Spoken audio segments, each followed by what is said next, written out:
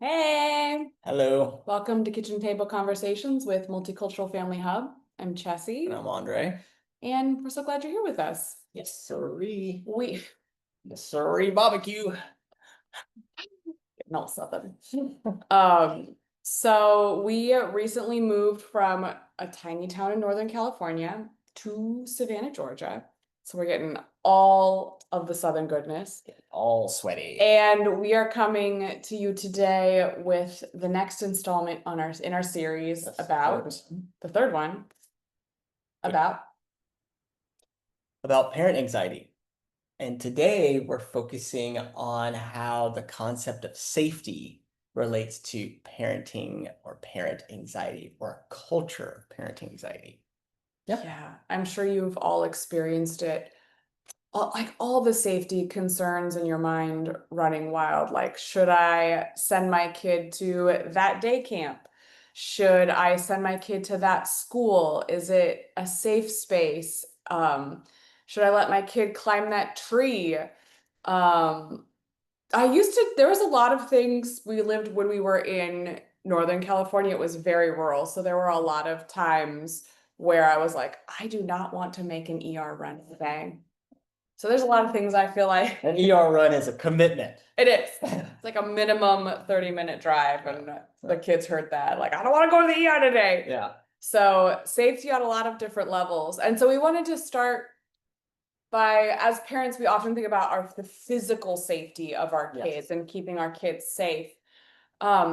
But Andre and I work with a multicultural framework, and that is never binary. So it's never just one thing, one or the other, safe or not safe.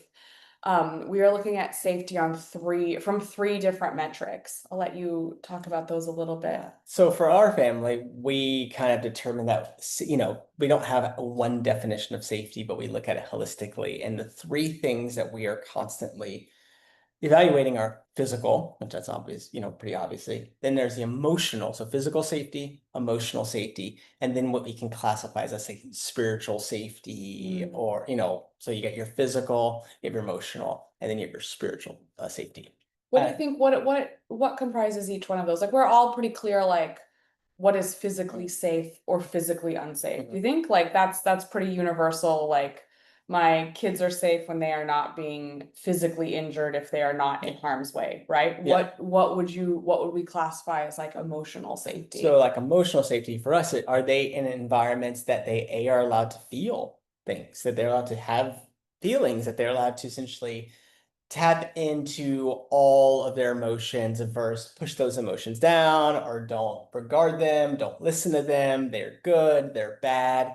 Essentially, environments or spaces where you are encouraged that yes, you're a human being, yes, you're going to have emotions, that those emotions themselves are not necessarily good or bad. It is what we do when we act on certain emotions that have certain outcomes. So essentially allowing the whole child to be a whole being and having emotions is a part of being a whole human being. And so those are spaces that we're also, when we talk about safety, is that a safe emotional space? Are the adults in the space, have they done enough work that they are actually able to handle the emotions that come with small children or middle schoolers or teenagers that are still have growing brains and still are not fully, they're not adults yet? Can you handle the emotions of a 7-year-old or 14-year-old without making it mean something about you, without squashing it, without trying in some ways to get rid of aspects of them? So that's emotional. And then for our family, what the spiritual, or what the safety, when it comes to spirituality and safety, it's saying, is this a place that's going to allow these children, beings, humans, to explore things and concepts that are bigger than just, that's bigger than themselves? And that could be things in nature. That could be, our kids talk a lot about space, like especially our oldest, really into space and galaxies and and dark matter and all of these things that are, it's really interesting because he's kind of pulled me into learning a lot more about those concepts and the amazing dynamic conversation going around there. Is he in a space that if he starts to say, hey, I'm super interested in what comprises dark holes, that the adults in that space are going to be say, yeah, it's okay. Hey, I encourage you to keep exploring things that are way bigger than what we are dealing with right here, right now on this earth? Or is it a space where they're going to say, "Oh, we don't talk about that," or that's not a good question, or they're going to automatically say, "You don't have to think about that because here's the answer." And so, or like our family love the ocean, right? And so when you go in the ocean, the other day we went surfing, and there's a whole family of dolphins that are swimming by you. When Magic. you're in that space, your story of us being the biggest thing, the most important thing, the top of the whatever, the pyramid or the food chain. Well, that gets really diminished when you are in the ocean and understand there are things that are much bigger than you. There's energy, whether it be riptides, whether it be hurricane winds, that can in a moment take you. And so so when I say spirituality, I'm not referencing a specific religion, I'm not referencing a specific church, I'm just saying a connection to wonder and a connection to things that are bigger than just what we have on our physical plane. So those are our three: physical, emotional, and spiritual. When we think about safety, that's what we are looking at. So that's the context that we're talking about safety today. Yeah. Wow. What are some of the stories that we have been hearing recently, or we have even told ourselves about, like, what is safe for our children? So the culture is oftentimes times telling us stories of, typically it's about what looks safe. It's a focus on two things. It's a focus on what looks safe and then what is physically safe. Mm, So for example, you drive through a neighborhood, and let's say this neighborhood is perfectly clean. There are sidewalks are perfect. There's great roads. There's a crosswalk at every intersection. On and on and on and on and on. I'm gonna add another layer. Oh yeah, go ahead. Most of the families are white, Yeah. Maybe it's that the people in this area, look a certain most of way. them look a certain way, or most of them do certain things, or most of them speak a certain language, whatever that may be. We all know there's a story of what's safe, what's not. So that's the image we're given. And then that is reinforced by when you look, whether it's you're looking for a house or whether it's you're visiting or you want to go, most people, because we're all in it, we will direct people to say, hey, that's the safe part, or go by there, or that's a good investment. We have all this language that we use, whether it's tied to where we visit, where we vacation, or where we spend our money, that is rooted in a perception. And I'm using the word perception. I'll explain why. A perception that because it looks like this is safe. Now, with that being said, you may drive through that exact same area, and behind the doors in that area could be domestic violence is going on, substance abuse, opioid abuse is going on, prescription drug use is going on, um, child abuse is happening. All of that can be taking place in this physical, and we know often not often, but it happens. I shouldn't say often, but we know that this happens in these places that have a veneer, that have a facade that matches the overculture story of this is safe. And so because of that, we then accept the story that because it looks this way, it is safe for kids. Therefore, we do not pay attention, or we don't pay as Mm. much attention because our nervous system says, oh, it's safe. I was told it's safe. I don't have to think anymore. I don't have to engage. I don't have to question. If that anxious feeling comes up, or if that feeling of like, well, that doesn't look right, the story is going to be large. The story says, yeah, it might not look right to you, but it's okay because look at Andre, and look at the thing, and look at how neat the grass is, right? And so we often then accept those at safe, back out of it, which can result in everything looks safe, but things may or may not be safe and back. So I bring that up to say it's a story. It's not true. And that's, Yeah. I think that's also like moving, we talk about in the binary, right? It's either good or bad. So if it's good, then I get to check out. I get to say, oh, looks good, ticks all these cultural boxes for what is what is supposed to be safe. So my parental anxiety can sit back, or my questioning or curiosity can sit back in terms of like, is this good for my family? Mhm. Right. And so the binary is good or bad, versus I would say multicultural mindset is like constantly engaged and asking those questions like, okay, it looks like this. But I noticed that my kids are like less willing to engage. I noticed that my kids are consistently asking about their skin tone, or like why they don't feel like they're fitting in, or they're getting they're hearing words. What is that? Like, what does it mean for someone to be like, to, I'm not doing a good job of Oh, you should be so hard on yourself. Do a great job. okay. Yeah. Yeah. Sorry. Yeah. And so for us, it's like, so oftentimes the story when people talk about safety, our overculture is mostly focused on things that look or perceived as physical safety. So therefore, that's typically what drives our parent behaviors. First of all, let me pause. That's what drives that's a big trigger for our anxiety, is because that's what we focus on 100%. It's like, so then we go, is it physically safe? Is where I'm at physically safe? Is the school physically safe? Is the classroom physically safe? Is the food physically safe? It becomes this thing where it's like everything is filtered through a lens of, is this safe? Now, then we then take anxious actions, and we'll go into what some of those anxious actions look like. But before that, the reality is Jesse and I growing up at different places at different times, it was a very different experience regarding physical safety. And I'll go through mine. Like, I grew up in a neighborhood where I don't even know how we got to school, but I am not exactly. There's a group of like, I don't know, 30 of us, 20 of us.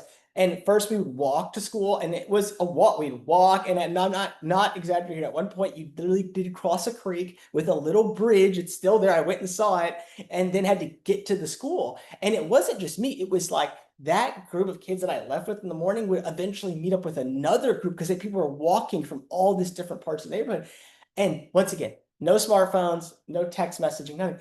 And we all, every day, I can't think of a time where we're like, oh, we lost that person. He didn't show. Like, every day we got to school, and we must have got there on time, because we would have, if not, there would have been a meeting or something, but never were we pulled in for a meeting for being like, hey, they're not coming on time, they're not showing up.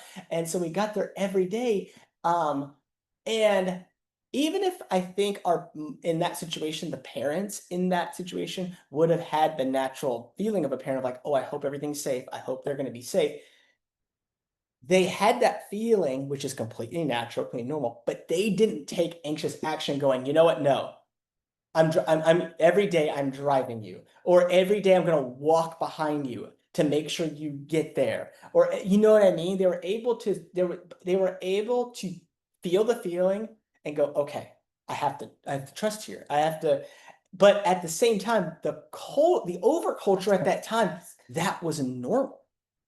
That was normal. So you didn't have the fuel for that parenting anxiety that would drive you now to be like, no, you can't do that. You can't go alone. You can't go with your friends. What happens if the car doesn't stop at the crosswalk? On and on and on. So you don't get to have that experience. I take you everywhere. I'm your Uber. And you therefore do not learn the skills of actually how to be safe. And so that's just an example of the difference between where we are now and where we were not that long ago. That was very, very different. And so, yeah. My experience of physical safety growing up, I was just reflecting on this as you were talking, was so different. I grew up in the place in Northern California that we just lived in. It was at that point maybe a town of 2,000. We lived in a town of 178, like within this like larger valley setting. Um, and in terms of physical safety, people's concerns often revolved around weather and wild animals. Like I wasn't worried about getting eaten by a mountain lion. Right? Like, So interest like where I was when I was in high school, I in a very small community, I lost a lot of classmates to accidents that happened that were weather related or drinking and driving oh, related so they're in they're really operating vehicles. right in really intense conditions. And a lot of the people that I lost actually happened to be in motor vehicle Yeah, accidents yeah. that were weather related, again, substance abuse related. When we lived there not so long ago, one of my greatest safety concerns for my kids was mountain lions. So we right? We lived in a corridor where there was a lot of wildlife, and I just always wanted to make sure that I had eyes on my kids when they were outside, because when they're little, there was a game cam that caught a mountain lion Perfect probably like, size.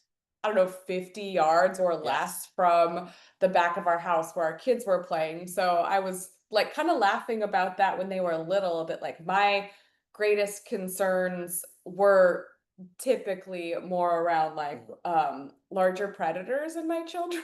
Yeah, yeah. And I had friends that grew up there that yeah, physically protected their kids against coyotes. I mean, just it is like such a different experience But I think about it safety. showed you the role that culture and old culture tell like kind of shapes your perception of what is safe. For Yeah. someone, they may never wildlife, mountain lions, coyotes, wolves, that might not, if you ask them what constitutes a safe environment, because they wouldn't factor in any of that. The other person wouldn't factor in, okay, it's actually not the animals that I'm concerned about. It might be that it might be someone that is having a mental health breakdown, and my kids navigating around that, or being, or even seeing that. Like there's other, or it might be like Savannah has a train that runs through the city, right? And certain, if you're going to cross into certain parts of town, that train runs, and it runs very slow, and sometimes you might see people that are like, I'm waiting for that thing, I'm going. Are your kids, do they have the skills to navigate that? And so that just shows how physical safety really depends on geographic location, and it also might be influenced by culture, and it Yeah. also, but the biggest thing that we know is it definitely influenced by the story. Yeah, and I What is safe, because that's terrifying. and I'm just also gonna say that like people who are from where I'm from might be like, "Oh, that's crazy that she was worried about mountain lions." But they won't let their kids ride their bikes around because like that's unsafe. Right? So all of the stories and perceptions of safety and what causes anxiety about safety often is not like the actual physical threat, but is the story around the threat and Possibility. the possibility and the overculture around the threat. So, like, do people let their kids ride their bikes around town when they're 8 years old by themselves? Yes or no? In Andre's case, 30 years ago, no problem. Oh, yeah. Everybody. And so then that like lowers the level of anxiety because of like the overculture. The collective But level, like, shifts to right, a different baseline. right. But the actual threats are no different. In a Yeah. lot of cases, gosh, I wish I could reference this book, but it was a book looking at this, like what we used to allow our kids to do versus what we allow them to do now. And the threat level is actually decreased in terms of like physical safety and I would say like the numbers, right? Well, yeah, there's no, if you look at it like mathematically, like the chances, or the percentages chance of me getting hit by a car, especially if you knew me at 8, is no help. I mean, no helmet, and like it's like you're with your friends. We're swerving through the road. We're like trying to make sure it's craziness. The chances of me in my car are not less or more than the chances of my kids getting hit by a car. There's no difference in the actual safety, the actual physical safety of that action. There is a massive difference, though, in the way the parent culture perceives the danger, the Yeah. element in that. And so that's where we kind of really that's where we encourage you and us to be aware of, like, what's the actual physical safety, and what is the perception of danger. And then also the counter that is like, what is the perception of this thing being safe? And versus like, oh no, there's still there is potential for physical unsafety in this situation. And so I think with the physical side of it, I'm just speaking generally here, the parent culture of anxiety we have now drives us to essentially limit and control what our kids do, where we do it. And then even in that, they're only allowed to do it with me present. And I joke about, I joke about this because our kids go swimming here now at a local pool. We also go to the ocean. But like, I remember growing up, whether it be baseball, basketball, or swimming, parents were not around. Like, I mean, they would, when I say it was drop off, they like pulled in, dropped off. Okay, you've got a couple of dollars. If something happens, talk to Mrs. So and so, or there's a lifeguard. They didn't have cell phones, so they're like, they'll take care of it till I get here, or things like that. And now, because of the anxiousness of if something happens, I want to be there immediately and deal with it. I think our kids are doing things. And sometimes when they go do those things, there's sometimes more adults. I mean, adults like watching, or adults just passively there, or adults hanging out, than there are kids doing the activity. And so then there's always that energy of like, they're never independent. Mm. Like, yeah, I'm at baseball, or yeah, I'm at the swimming pool, but there's my mom, my dad, and 35 of their friends, everyone is watching me. Versus like, they dropped me off and now I'm with Mr. So-and-so or Mrs. So-and-so, or I'm with this lifeguard, I'm with this friend, and I get to kind of figure out, okay, who am I when I'm not, when when they're not around, like, and what works and what doesn't work. And so those things. So I think that's one example of how, once again, as a parent, you're going to feel anxious, but then the actions we take. And I think with the physical side of it, it's like we're trying to physically diminish all the variables that we are told could cause physical harm. And then we minimize what our kids do, but then we over supervise, hover, are there in case something happens. And then So they also don't learn to develop their skills, mm, which in the long run makes them physically unsafe. yes, Because you yeah. don't get to develop that.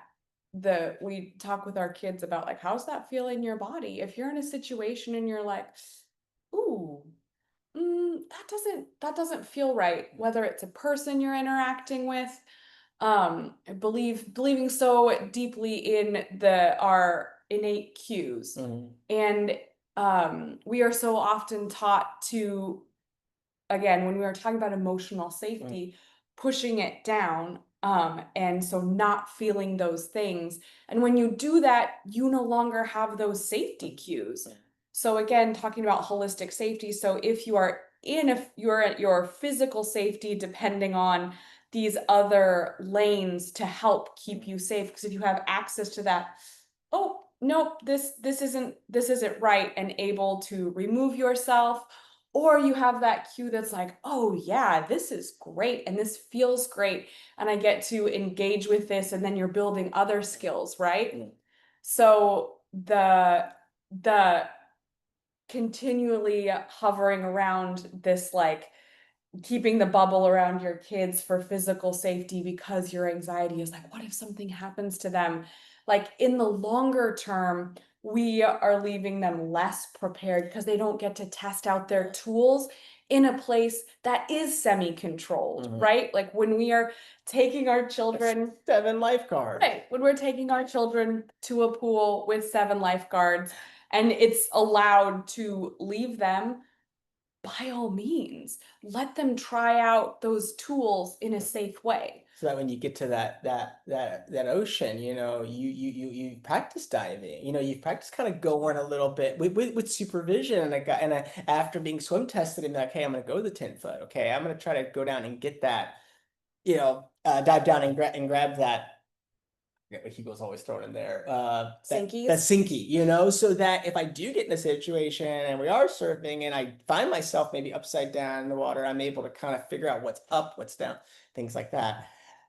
Anyway, so I think it's a closed loop cycle in that, it's it's the stories about the physical safety that then we have a very natural anxious human feeling to, but then we take the actions to try to then say, how do I then control all the variables so it is physically safe for my kids? And then they end up not learning how to navigate the physical space that we inhabit, which then leaves them actually unskilled and vulnerable to the dangers.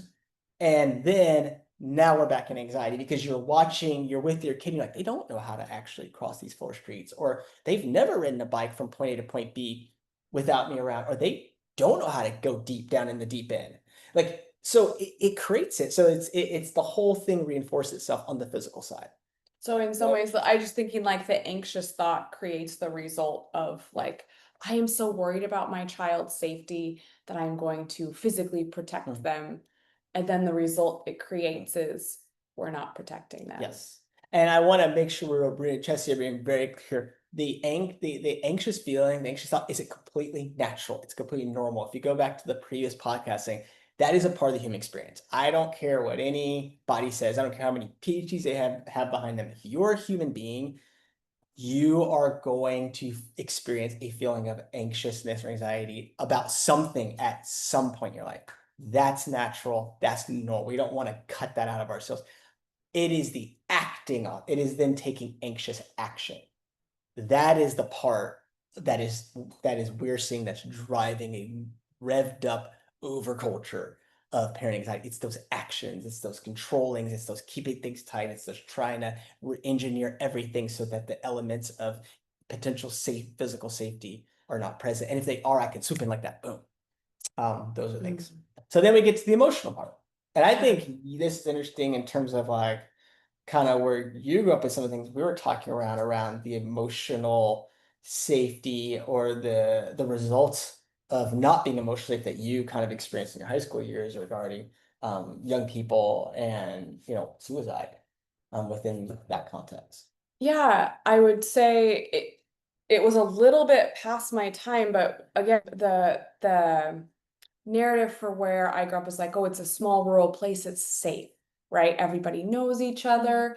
There is there's no gun violence, there wasn't again, stories. There's not threat of a school shooting, there's not threat of and again, these are stories. I'm not saying that they were true. The story of the time in terms of physical safety. And then what started manifesting was like it was a teen suicide almost epidemic in this really small place. And that came from a lack of emotional safety where kids are not being seen. We talked about a monoculture, and you had referenced Malcolm Gladwell's book, was it Tipping Point? Yeah, so Malcolm Gladwell wrote The Tipping Point, and then he actually then a number of years ago he re-released it, and I think I believe the title is like Tipping Point Revised or Tipping Point Revisited. And in that second edition, there were some things about the original Tipping Point that he wanted to revisit, and he thought the research had shown that was changed or he felt he was off on. But one of the stories in that book that he references is a place I believe was in Texas, and it was a community. And this community on paper, I mean, I believe they talk about the safety in terms of safety and police incidents. It was as low as you can get. In terms of academic performance, I mean, every Super high. school in this place was top performing, top college acceptance rate, just off the charts. School incidences didn't exist. Incomes were medium to high. I mean, it was just that kind of place. And then at some point, they started to have these continuously, I believe in the book, you got to check me on this, but I think it was like almost monthly, but it was at a rate that was alarming of young kids, middle school to high school age kids, taking their lives. And it was like, boom, boom. Oh, and it was like from different families, from what was going on. So at some point, the community got together, the schools, the community, and mental health community, they got together and they couldn't figure this out to the point they actually brought in people from the national level, like national sociologists and national psychologists, because they were like, we don't know. And it wasn't stopping. It wasn't stopping. And finally, they brought in one psychologist, and that person, instead of looking at social media, instead of looking at bullying, instead of looking at all of the regular things you go to, they started to actually take collective interviews of the youth that lived there. All from, it didn't matter if they had if they seemed like they were completely okay, if their parents were rich, poor, didn't matter. And what they came out with and what they realized, they were like, what you have here is a very safe, on paper, a very clean, a very perfect place. What you have is a monoculture.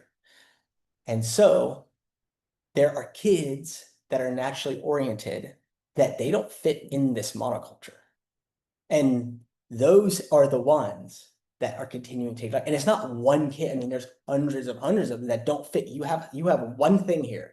You have one thing that looks like this, sounds like this, is this. And so at some point, that teenager, that kid, as they're developing their self, they realize there's no end in this, or they're my choice. I have to completely change who I am. I have to completely cut off parts of myself. And if I'm going to have to do that just to be in, then what's the point of it? So that's where his conclusion, the conclusion of that study arrives, that some of the most dangerous, some of the most unsafe places are actually safe places that are strict monocultures. And when you look at nature and you look at the natural world, we know that you don't have to be a scientist. I mean, you can be a scientist, This is where I come in. but we know that it reflects that. Once again, going to things that are bigger than this, it shows us the dangers of a monoculture. Yeah. Yeah, so my background is in agriculture and growing things. I am super interested in more from like an ecological agriculture and looking at how all the systems work together. Um, and I think one of the more interesting like movements within like soil science of recent is looking at soil science used to kind of be really linear and look at all of, and it still for the most part is, you are looking at what is deficient in this soil. I need to add nitrogen, phosphorus, potassium, and we look at the like profile and then we add the things and okay, it's perfect. We did it. We like got it to this one certain level.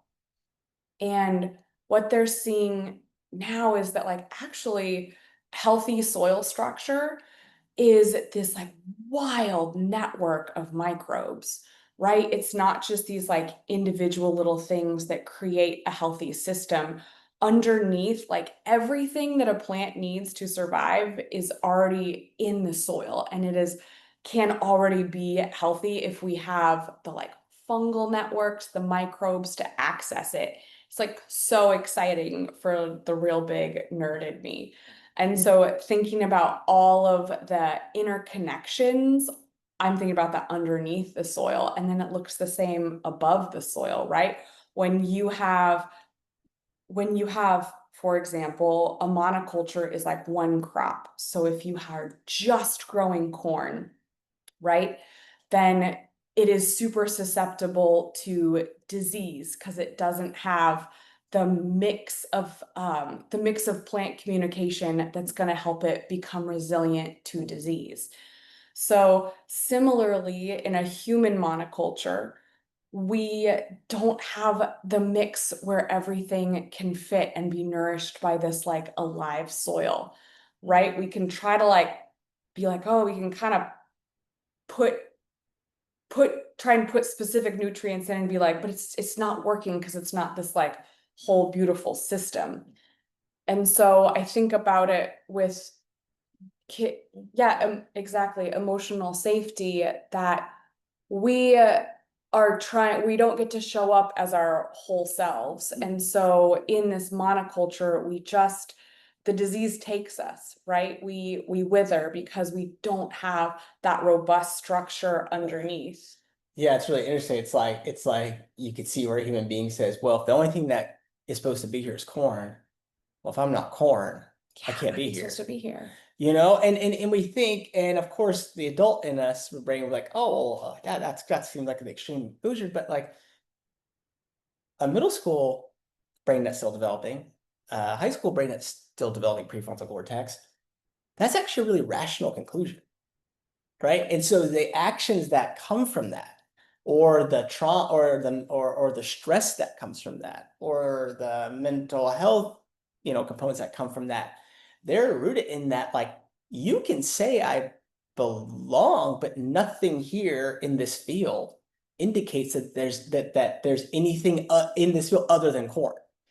And And again, agriculture nerd, when you come from, if you're looking at a field and there's only supposed to be corn, anything that is not corn, wheat, we consider a weed. wheat, And that's pulled out. And pull I it, think that's a really kill it, solid get rid of it. metaphor. Spray it. Yeah. And even if you say like, oh no, I'm not gonna pull you. It's okay that you're here. That brain goes, where's all the other weeds?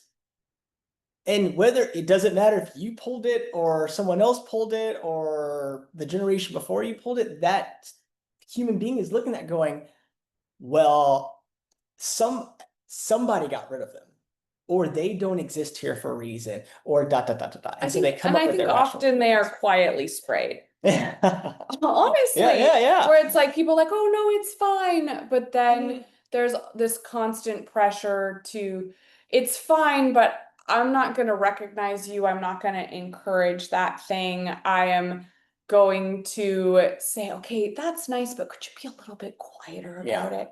Yeah. Like, that's cool, but could you just do it over here? Or do you really have to bring that part of yourself to the that's not really appropriate. Yeah. And that's not what we do here.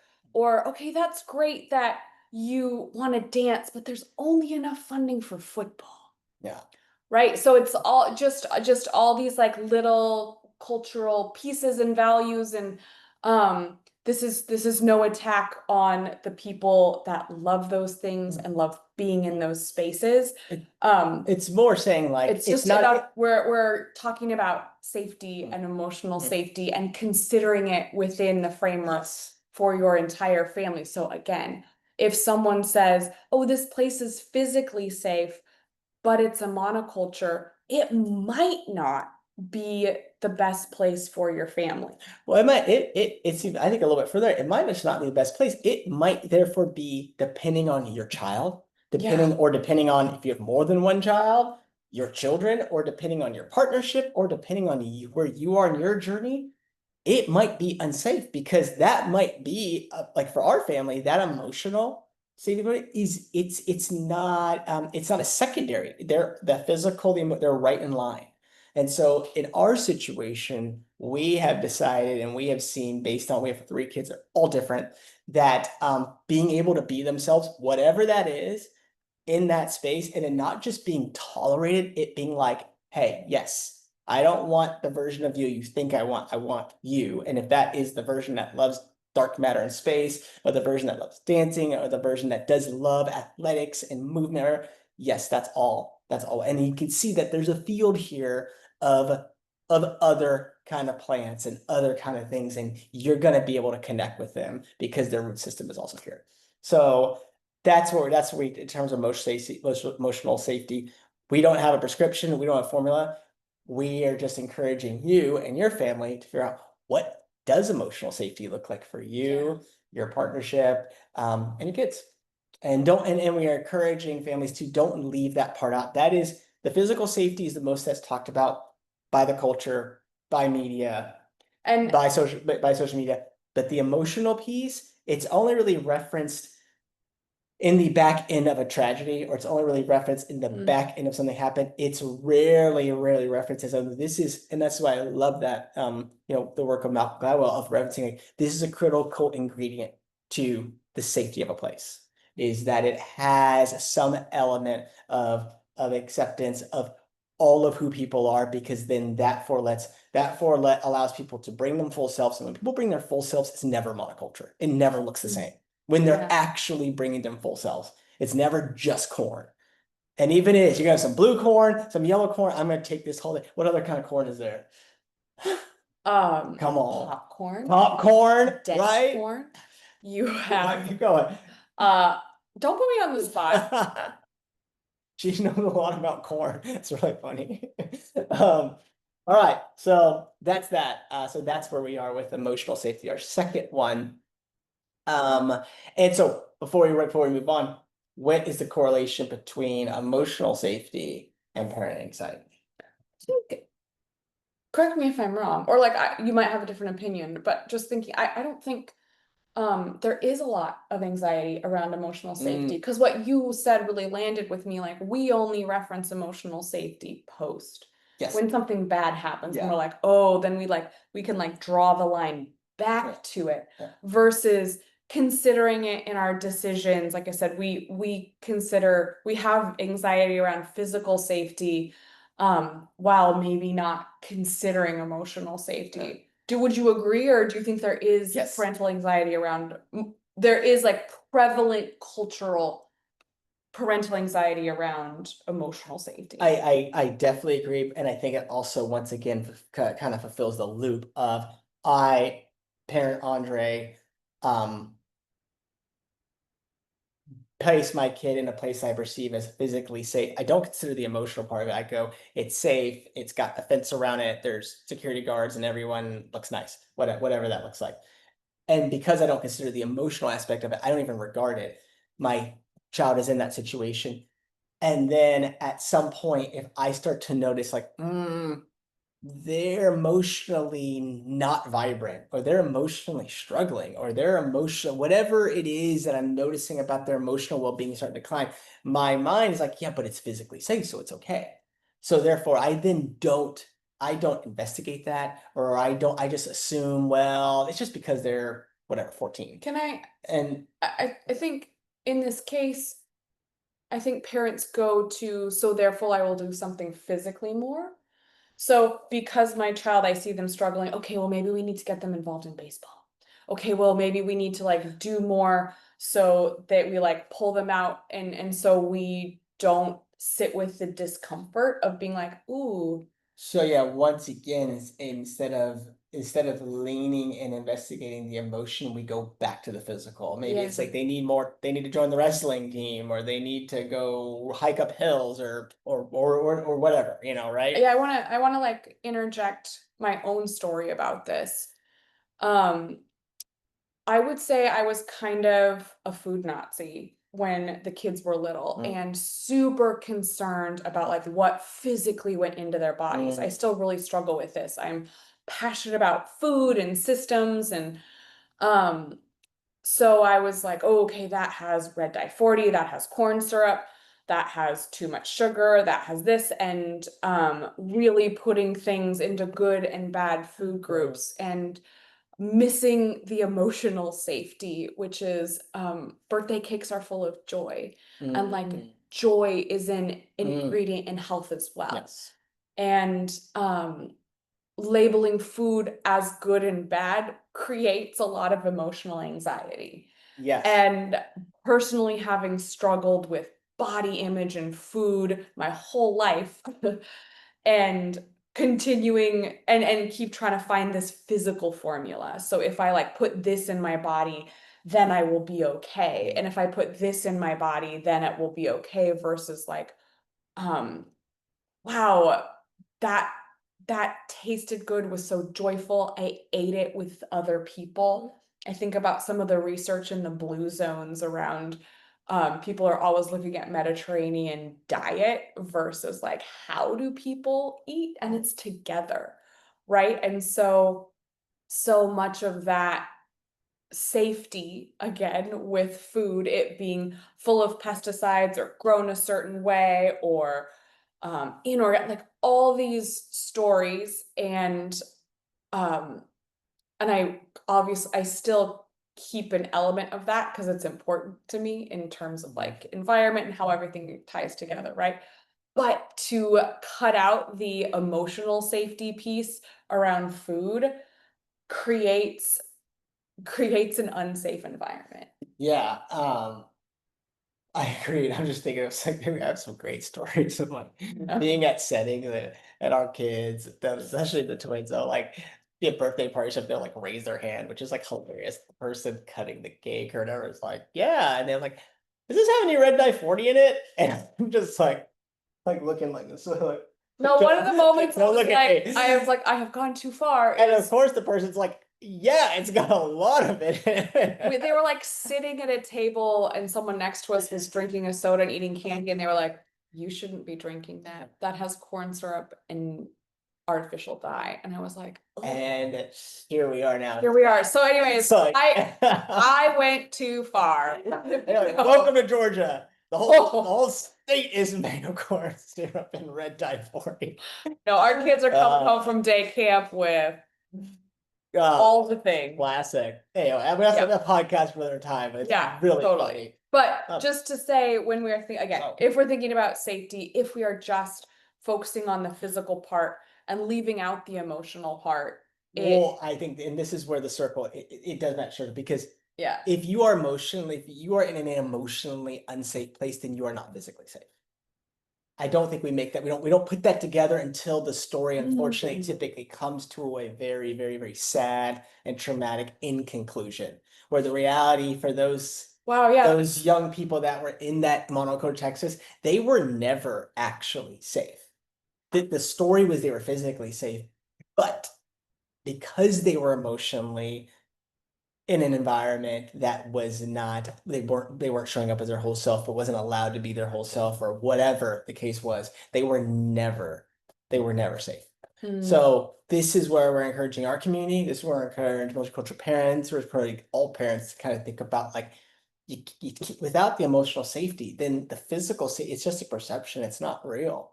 It's not real, because in this case, this was, these were acts that were self-induced, this was harm to self. Yeah. So there's that. And it is sad, and it is, it is just traumatic. But I also think there's one of the things I'm glad is that people came on the back end to say, okay, let's really figure this piece out. And so that's just something to consider, something you might be in right now. But yeah, you got the physical side, you got the emotional side, and then that gets to our third one. Spiritual safety. Yeah. There we go. Yeah. So once again, when we say spiritual, I'm not talking about this in any kind of a specific religious context or any of that framework. We are framing it as, are our kids, are we in a space that we are allowed to connect with things that are outside of ourselves? Once again, this isn't binary. For some families, it's that time out in nature. For some families, it's music. Like music is spiritual. It's sound. It's literally sounds put together to elicit certain things. For some families, it's art. For some families, it's going to be being out at the park. Some family, it could be even through could be through something like sports or body movement, or on and on and on. That is up to you and your family and your individual kids to figure out where you can tap into that. The things that those things all have in common is that whether you're dancing, whether you're doing music, whether you're, body surfing at the beach, they draw you deeply into the present moment, and they also connect you with someone else. When you're singing with another person, that's a connection to something outside of yourself. When you're out in nature and maybe you're looking up at things like the clouds in the sky in the savannah, we get these thunderstorms that roll in here in the summer every afternoon. And when they're on, like we had one a couple of days ago where it was a full-on thunderstorm. I mean, the rain is pouring, it's pounding. Then you're like, hey, there's more here than just me. And unfortunately, oftentimes we don't even consider this part. And then our kids may be in spaces. This may be classroom spaces. It might be it might be even be sports spaces, or it might be with our own family members, where exploring, talking about, expressing awe and wonder in things that are bigger than us, that are unknowable, is not allowed. Or you're giving a script of, this is the only way, the only appropriate language we can use to talk about things that are outside of ourselves. That to me is a spiritually unsafe environment. So like when my son comes to me, and it's always random. It's when I'm filling up the gas tank, or when I'm about to take a bite of something at dinner restaurant, and they will drop like a massive nugget of like, hey dad, we were wondering, why does matter? This is what happened the other day. Yeah, I was at a restaurant and I was eating, and they were eating their little kids' vid, and my daughter, sweet, she just looks out of the blue. She goes, puts down her fork and goes, why does matter exist? Why is this? Why is it? What's holding it all together? And I'm like, like, first of all, I am I am like, I'm like, okay, I'm gonna pull all the sci-fi that I like in here, but none of this is necessarily based on the theoretical physics or anything. But we get to have a conversation, and I tell them all the time, like here's my limited understanding, and here's what I think, and here's what I'm learning, and here's what I had never even. Sometimes they'll ask me things I've never thought about. Like I can honestly say I have never actually thought about what comprises the inside of a black hole. My son thinks about this. Oh. And so because of anxiety, certain situations, a parent may get anxious and be like, well, I've never thought about that, or I don't know about that, or wait, if he starts asking about black holes, if he's thinking about that, what's the next thing he's going to think about? And is he going to start to question what I believe and that is so you end up from that, once again, that's the feeling, and then the anxious action is like, boom, I'm gonna make a concrete statement I gotta shut it of down. either we'll talk about it later, or that doesn't exist, or that's whatever the answer is that shuts it down and stops the continual exploration, the continual questioning of things that are outside of this physical realm, because we are scared often of they might end up exploring, going to conclusions that may be very different than us, or that we are like, as the adult, I'm not the expert here. Yeah. And so that to me is a very spiritually unsafe environment. And so And that's something that might not come up a lot, but it's something that's really in my mind, because I get these questions all the time, and I am very proud of being on my journey where I'm able to like have these conversations and also be like, I have no idea. What do you think? And I'll let you go, then I'll tell a story about our twins that was pretty mind-blowing.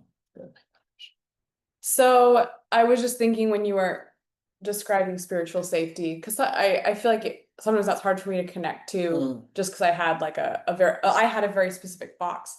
But when you mentioned dance, that's something that has come up for me so deeply. That is a way that shuts my mind off and can be completely present in the moment, which is why in our upcoming community launch, I'm so excited to be including some salsa as this way that I connect outside of anxiety to something outside myself, and I'm able to shut my brain down. And I just I adore dancing, and I've gotten to do it more now than I have for years, and it just brings a light that yeah, a light and like a connection that I don't experience elsewhere. And so finding that and being able to cultivate that, ooh, for me has been such a blessing, and it gets me into my body to also feel safe. And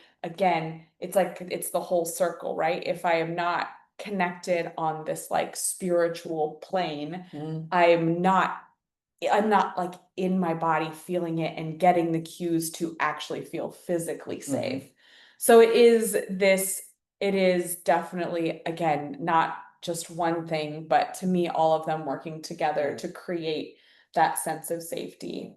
And it's interesting when we ourselves as adults are in a spiritually safe environment when our kids are, things aren't linear. Like you're going to get questions at random times that are they are the things that they as you would that the society tells you a 7-year-old or a 6-year-old isn't thinking about, but they're in there and they're going to ask you, and it's not going to be at the dinner table when we're all eating, or it's not going to be never gonna be like I mean, you might like I'll be walking the dog and one of them they might just randomly, no context, they might say uh how they might say something like is God a he or she, or they may say dad, like is there God, or why do we say he, why don't like, or not even like I said, things that are even about like the stars, like so it's not even about spiritual in terms of like what I mean, like like it doesn't stay in a box of God or the universe or physics or dark matter or atoms or so.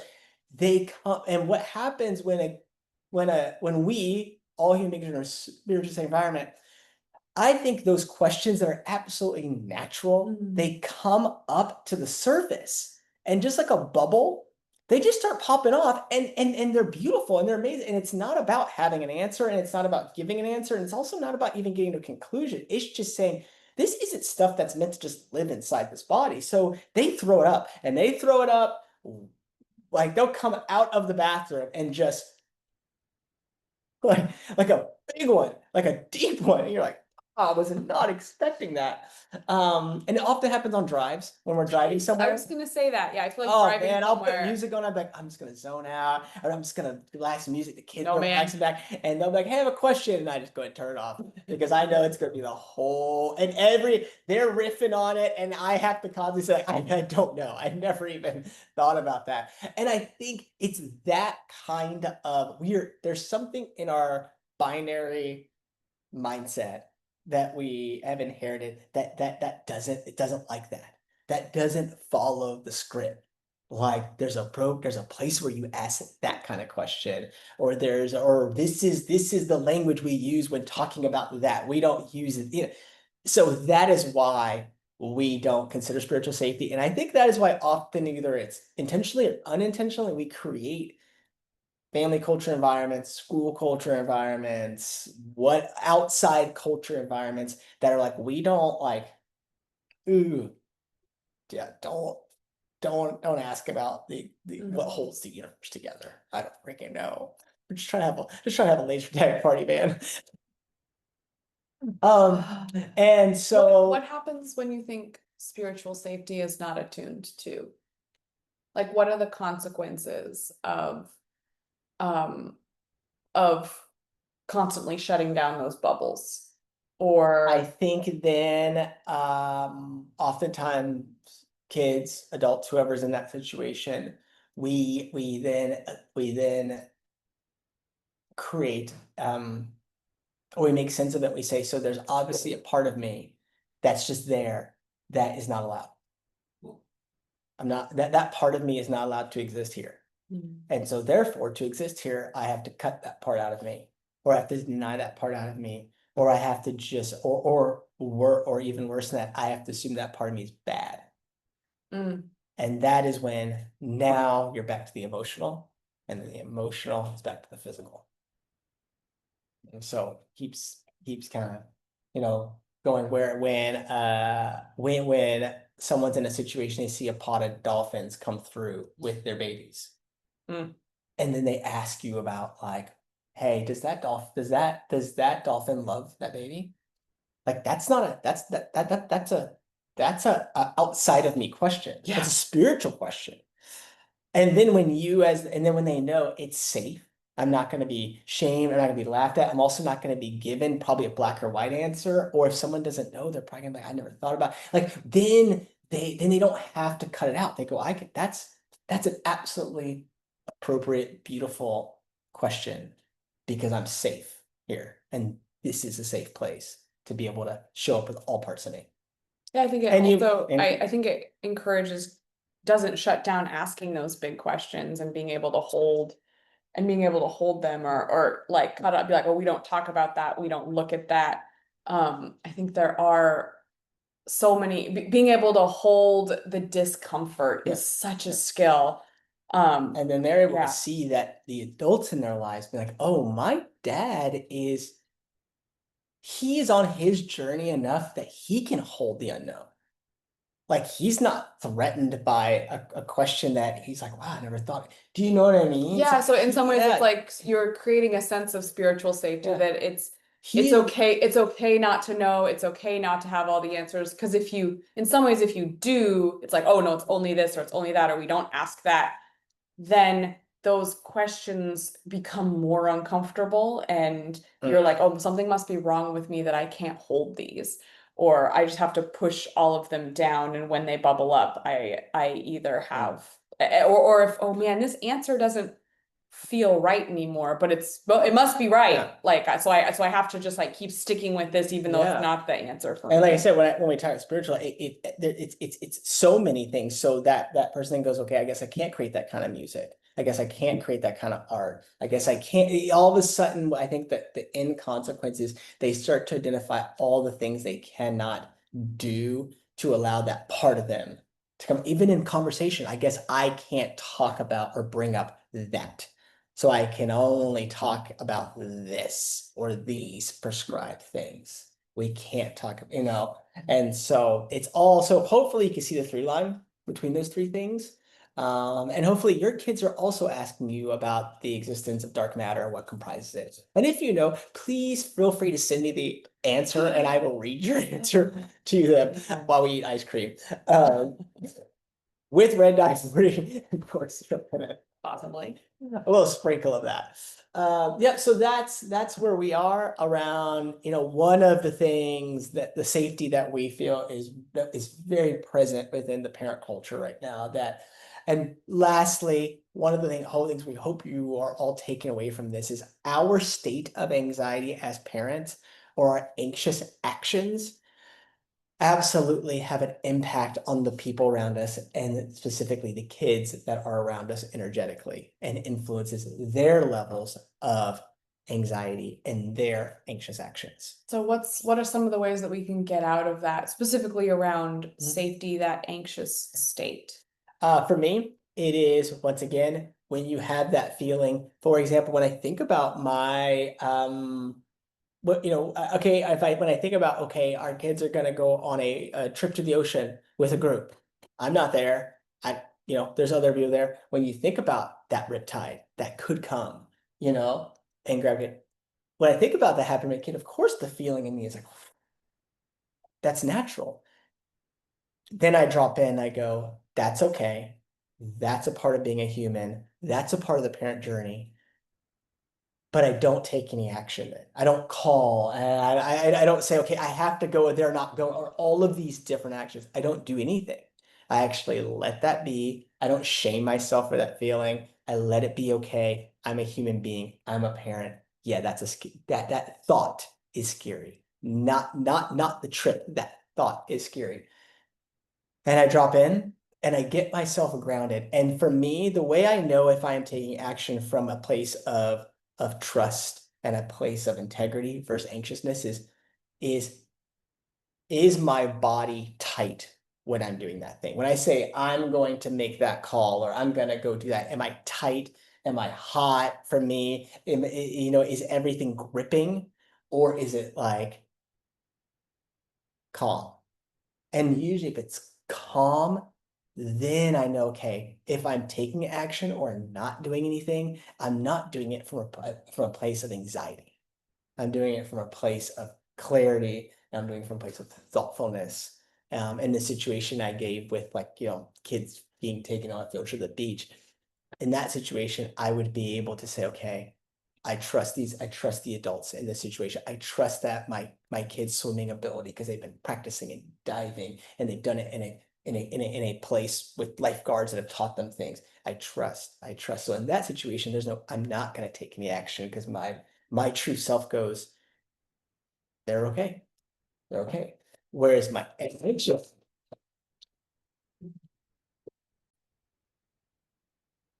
okay, where the anxious, if I take action out of anxiety, that Andre is like, well, how many lifeguards are there? How old are they? What, they're 14? Those 14-year-olds don't know anything about. I'm coming. Let me get my red shorts.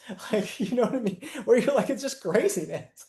And so for me, it is dropping in, not shaming yourself for the feeling, but practicing. And I love practice. Sorry if you don't. Practicing not taking anxious action. Like, look at anxiety not just as a feeling. There's the feeling that's natural and beautiful and wonderful. Then there's the verb of like, I am taking action. I am taking action. Anxious action. I am moving out of anxiety. There's a doing in that, not a feeling. There's like a doing in that. Versus, oh, I had that feeling, and you know what? That's okay. I'm so glad that I did have them in that swim lesson. I'm so glad they've practiced going down 10 feet and can swim out left or right in case the current comes. Those things. And you know what? I'm gonna go for a walk with Jesse in the park while the kids are doing that, or record a podcast, something like that. So it's definitely for me. I have to cut. I can't use this. I have to drop into here and go from there. What about you? Yeah, I think that is a tool that I am learning to have.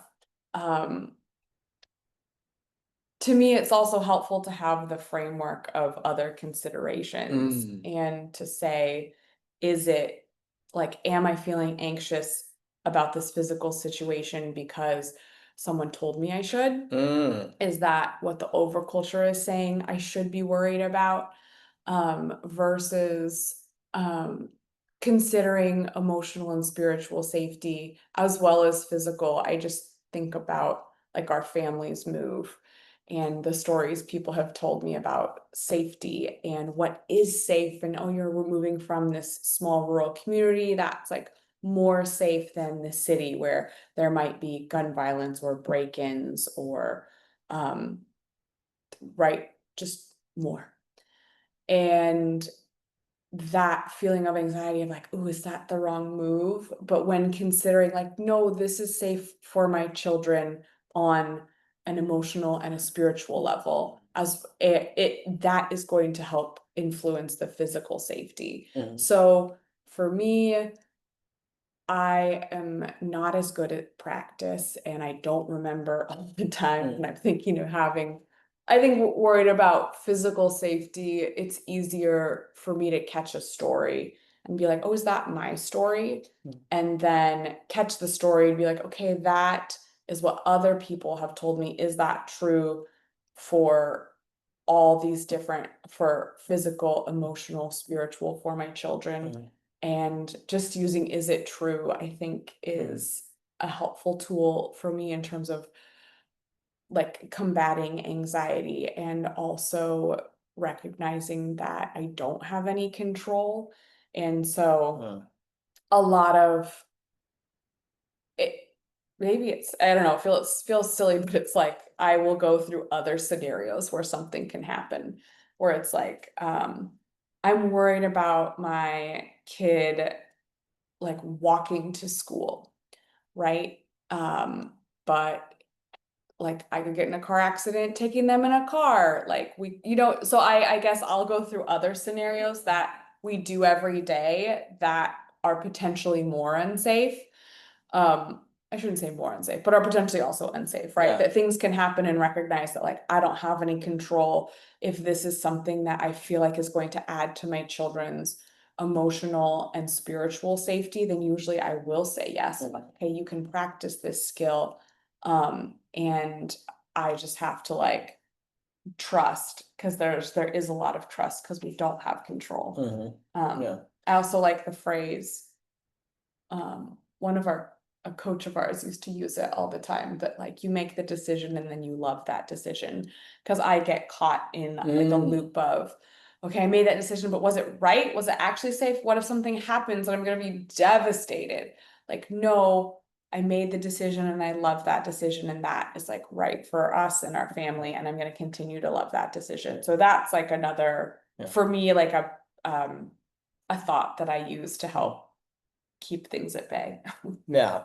Um, one of the one of the things I think that's kind of important for us as parents to understand when we've said this, like our level of anxiousness does have an impact on our kids. And so if they are going to go out in the world, which they are, if they are going to do things that are physically or emotionally or rooted in something bigger than themselves out in the world, the best way for them to do that is for their nervous system to be as calm as possible. If you're gonna go swim in that ocean, to be able to do it calmly, to be able to not be crippled by fear, to be able to not be having dad's anxious thoughts or mom's anxious thoughts in your head and not present and not there and not really paying attention and enjoying what you're doing, but also be able to go, ooh, yep, there's that feeling, there's that rip, those things. So I think that is also in some ways by us practicing and by us not unloading and taking anxious actions and unloading that anxiety in them, when we don't do that, they're able to actually fully show up so much more aware, engaged, present. And anybody that's ever done anything knows when you are there and when your attention is there and you're present, you are in a much safer mindset than when you are carrying the emotions of the world and thinking of all these things and not there and you're not paying attention. That's when you leave yourself exposed. to whatever can happen. So anyway, hope this has been helpful. And we do have the opening or Well, kickoff event. when this comes out, Oh, it will have passed, so, Oh, you but, missed it. You'll be there. no, but by the time this comes out, our community will be open, so we hope you Yes. join us Yeah. there. And if you are needing people to help you with some of these thoughts or to help you learn how to question these thoughts, to question, are they true? Sometimes it's very, very, very hard, if not impossible, to do it on our own. So having another person that's able to bounce that back to us, that is something that is going to be offered in our community through coaching. So Yeah. if you don't have to do this on your own, you don't have to maybe bounce these things back and forth. You and your partner can come. We can we can support you. We can work together. We'll learn from you. You'll learn from us. And that then is why practice. we created Multicultural Family Hub, so we don't have to do it alone. Right. So thank you so much for Thank being with you. us today. If this was helpful in any way, please share it with someone who you also think it might be helpful for. We would love if you take a minute to rate our podcast, give it all the stars that it deserves. And We'll see how many that is. But take a minute to rate it and subscribe. It helps so much as we continue to just get it out there and find all the multicultural families we have and bring them into this community so we all can feel seen and seen and held. you are safe. Yeah. So You're thanks for safe. being here with us today. Bye.